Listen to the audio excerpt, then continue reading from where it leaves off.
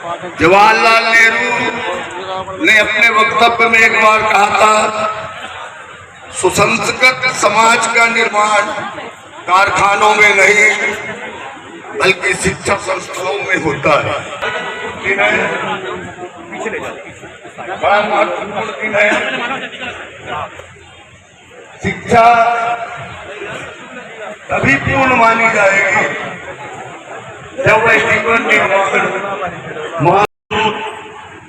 मेरी बात कई बार हो सकती है कि भाषा कठिन हो पर भावनाएं दूसरी होती है। माननीय संजू भैया हिंदुस्तान के लिए एक माने हुए उद्योगपति हो सकते हैं। माननीय संजू भैया मध्य प्रदेश के लिए एक माने हुए राजनीतिक हो सकते हैं। माननीय संजू भैया कटनी के लिए एक विधायक हो सकते हैं। पर हमारे लिए इस क्षेत्र की वो धरोहर है जिनका संरक्षण करना और जिनको अपने सानिध्य में बनाए रखना हमारा कार्य है। मैं धरोहर इसलिए कह रहा हूं कि आप में से जितने सामने बैठे हैं, इसमें से मेरे बहुत से साथी हैं जो 1995-96 के भर्ती हैं।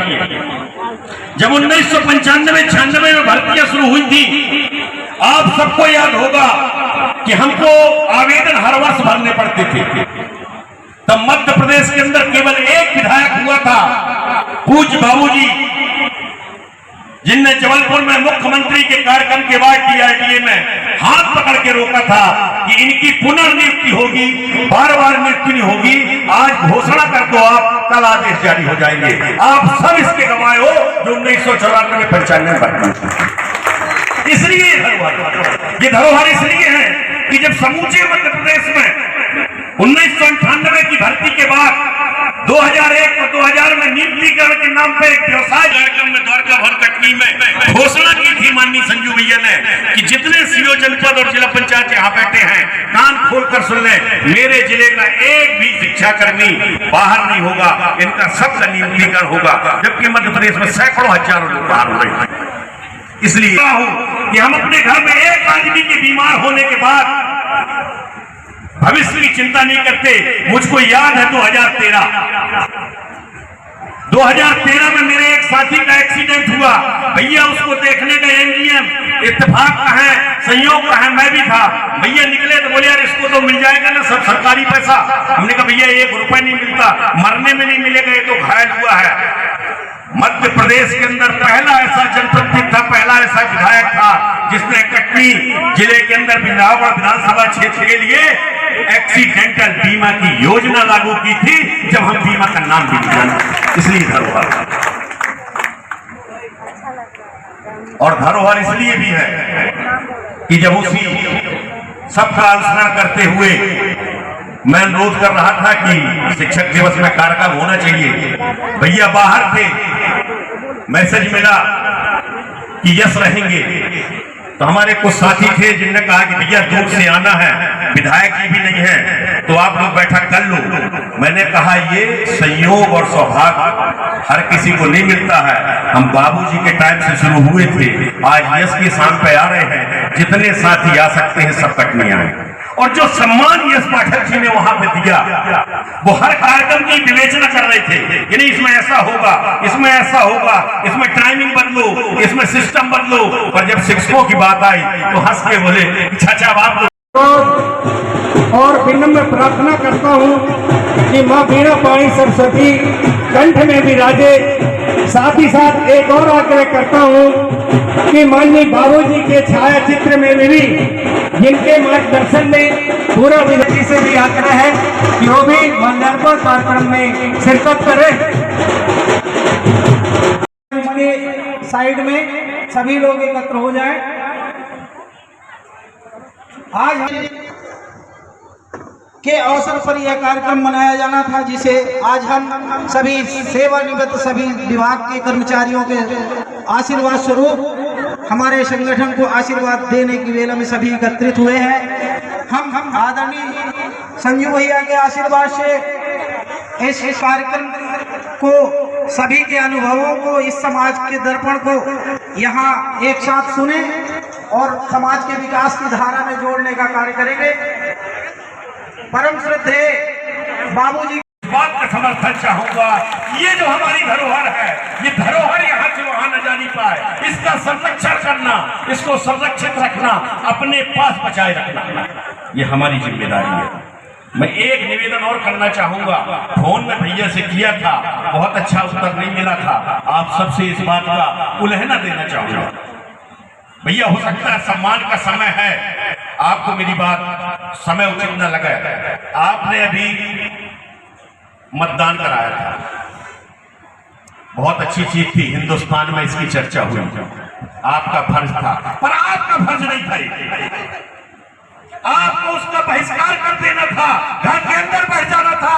हम अपने नेता की परीक्षा लेने के लिए नहीं हुए, हम इतने नहीं हुए, ये राम राज नहीं है कि भगवान राम ने कहा कि सीता की परीक्षा होगी, अयोध्यावासी ताली बजाते, आपको विरोध करना था। और हम निवेदन करते हैं कि दोबारा यदि ऐसा प्रयास भैया हो या इस परिवार का कोई भी व्यक्ति करे, खुलेआम विरोध करेंगे हम कि नहीं भैया, आप अपना फर्ज यदि पूरा कर रहे हो, हमारा भी फर्ज है, इस स्नेह की परीक्षा नहीं होगी कि आप स्नेह की, हमारे नाह की, हमारे प्यार की परीक्षा लो, आप अपना प्रस्तुत करो, ये मंजूर नहीं होगा। ये देश के लिए अच्छा हो सकता है, रिकॉर्ड के लिए अच्छा हो सकता है, किसी व्यवस्था के लिए अच्छा हो सकता है, हमारे विश्वास के लिए नहीं होगा। मैं बार बार निवेदन करूंगा और अपनी बात समाप्त करूं, इसके पहले शिक्षक हूं, आप सब ग्रामीण परिवेश से जुड़े हुए लोग हैं, शुभ और अशुभ सब जानते हैं। आप लोग एक चीज तो जानते हैं, पर घर से निकलते हैं और कोई खाली घड़ा मिल जाए तो उसको अशुभ मानते कि नहीं मानते? मानते हैं। कब माना जाता है अशुभ? देखिए, खाली घड़ा अशुभ हर समय नहीं माना जाता। यदि हम घड़ा को भरने के लिए सरोवर की तरफ ले जा रहे हैं, तालाब की तरफ ले जा रहे हैं, कुएं की तरफ ले जा रहे हैं, वो अशुभ नहीं है। हम जब सरोवर से खाली घड़ा लेके जाते हैं, यदि वो मिले तो वो अशुभ होता है। जहां सरोवर बैठा हो मैं खाली चला जाऊं, ऐसा अशुभ नहीं करूंगा। इसलिए इस सम्मान की बेला में जबकि आप बैठे हो, कुछ मांगने का समय नहीं है, पर खाली बाल्टी लेकर के जाया भी नहीं जा सकता। इसलिए निवेदन करूंगा, भैया मेरी बात पर ध्यान दें, भैया मेरी बात पे ध्यान दें। 1 साल पहले भी कहा था, 1 साल बाद फिर दोहरा रहा हूं, भैया हम लोग तो नारा लगाते हैं, यदि मोदी है तो मुमकिन है और संजय है तो संभव है। आप जहां पर हैं वहां पर सब संभव है। मैंने 1 साल पहले भी निवेदन किया था, अंतिम समय चल रहा है, 1 महीने के बाद चुनाव आ जाएंगे, आचार संहिता लग जाएंगी। भैया आपके टाइम पे जो भर्ती हुए थे, बाबूजी के समय पे जो भर्ती हुए थे, उनकी 1998 की, 99 की, 2001 की, 3 की वरिष्ठता खत्म हो रही है। मैंने तब भी अनुरोध किया था, आज भी करूंगा, हमको पेंशन की बात नहीं करना, हमको किसी बहाली की बात नहीं करना, पर में जो गुर्जर बैठा है उसकी वरिष्ठता मिल जाए। फिर अनुरोध है माननीय मुख्यमंत्री जी तक, आपके माध्यम से गई हुई बात खाली नहीं जाएगी, इस सरोवर से घड़ा खाली नहीं जाएगा। इसी आशा और विश्वास के साथ ईश्वर आपको दीर्घायु करे, आपका और पूरे परिवार का स्नेह हम पर बना रहा है, इस क्षेत्र पर बना रहा है, यश भी इसी तरीके से यशवान होते रहे। धन्यवाद। जय हिंद, जय भारत। बोल नरोत्तम माई की, हर तीर धाम की, पूज्य बाबूजी की। धन्यवाद। शासकीय अध्यापक संगठन संयुक्त मोर्चा जिंदाबाद जिंदाबाद, अध्यापक संगठन संयुक्त मोर्चा जिंदाबाद जिंदाबाद, जिंदाबाद जिंदाबाद। अंतरात्मा गदगद होगी। जिस भारत माता की जयकारे हम करते हैं, जिस भारत माता की जमीन पे हम रहते हैं, जिस भारत माता की इस पवित्र पावन भूमि से उत्पन्न अनाज को हम खा के अपना जीवन यापन कर रहे हैं, यही काम धंधा व्यापार नौकरी सेवा घर परिवार पाल रहे हैं, इस भारत माता की जयकारे आज पूरी दुनिया में हो रहे हैं। किस प्रकार अमेरिका का राष्ट्रपति हो, चाहे प्रधानमंत्री रूस का हो, और चाहे प्रधानमंत्री चाइना का हो, और चाहे विश्व का ब्रिटेन का प्रधानमंत्री हो, सारे के सारे आज भारत माता को शीश नवाते नजर आ रहे थे। अंतरात्मा गदगद हो गई निकलते समय जब यहाँ आ रहा था मैं, तो इसीलिए भारत माता की जयकारा आज पूरा विश्व कर रहा है, इसलिए हमको भी हमेशा करना चाहिए। का ज्ञान, शंकर की भक्ति, हनुमान की शक्ति और इंद्र के वज्र जैसे आपको ताकत प्रदान करे और विभूत करे। इन्हीं शब्दों के साथ हमारे अपने विधायक जी माननीय संजय सत्येंद्र पाठक जी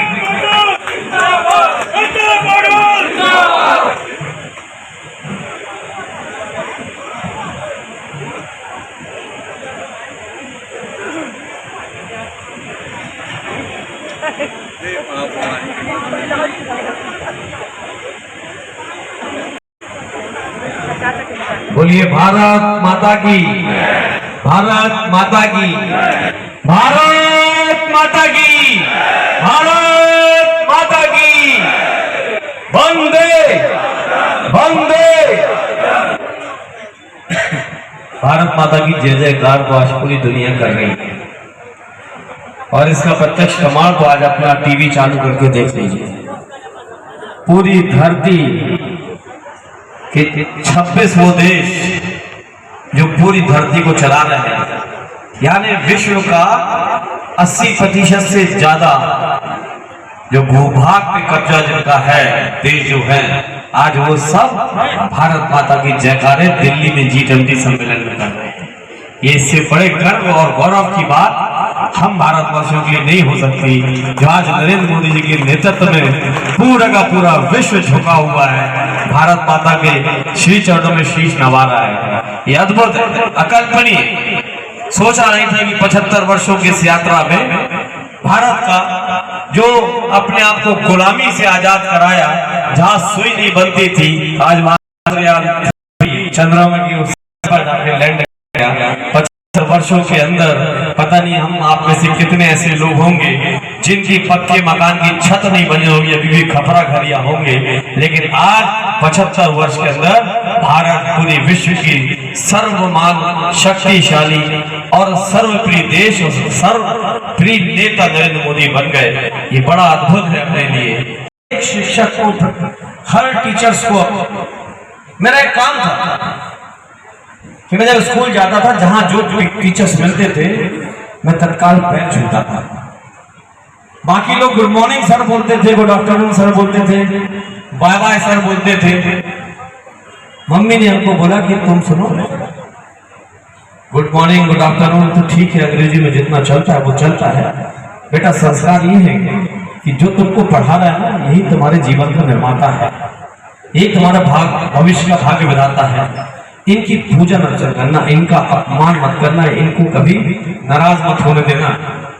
हालांकि टीचर बहुत नाराज होते थे और लठिया से ठोक डालते थे, शैतानी भी बहुत करता था, क्या करना, लेकिन सम्मान करना मत छोड़ना। तो हम हमेशा अपने टीचर्स को, आज भी सेंट्रल स्कूल के पढ़ाए हुए टीचर्स 1 2 3 बच्चे हैं, बहुत बुजुर्ग हो चुके हैं, 80 के आसपास हो गए, 80 82 85, कहीं मिल जाए गाड़ी खड़ी करके चरण स्पर्श करता, पूरे स्कूलिंग टाइम पे चरण स्पर्श।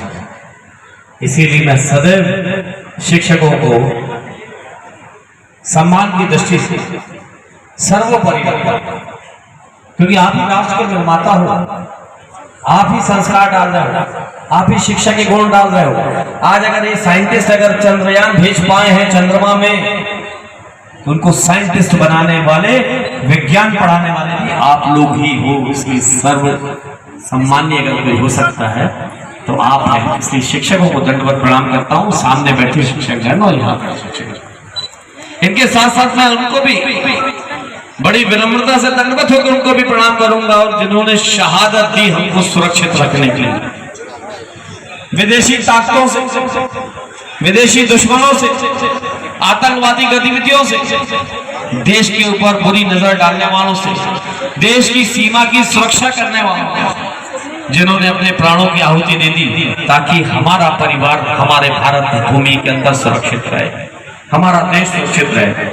ऐसे उन समस्त शिक्षकों को, सैनिकों को मैं दंडवत प्रणाम करता हूं कि आज अगर हम स्वतंत्र होंगे, आज हम निर्भय होंगे, भारत के अंदर अगर रह रहे हैं, तो इसमें सबसे बड़ा योगदान अगर किसी का है तो देश की सेवा और सुरक्षा करने वाले सैनिकों का, जिनका हम सम्मान करने जा रहे हैं, उनको भी मैं प्रणाम करता हूँ, उनका भी मैं स्वागत करता हूँ, अभिनंदन करता हूँ, वंदन करता हूँ, उनको भी सादर प्रणाम करता हूँ, क्योंकि जो सब रिटायर हुए वो कम से कम मुझसे तो ज्येष्ठ ही है, और जो मुझसे ज्येष्ठ है ये मैंने अपने जीवन में परंपरा अपनाई हुई है, चाहे वो किसी जाति वर्ग समाज की क्यों ना हो, मुझसे ज्येष्ठ है तो मैं उनको प्रणाम करता हूँ और उसका मजाक उड़ाता हूँ, कभी किसी का मजाक मत उड़ाओ।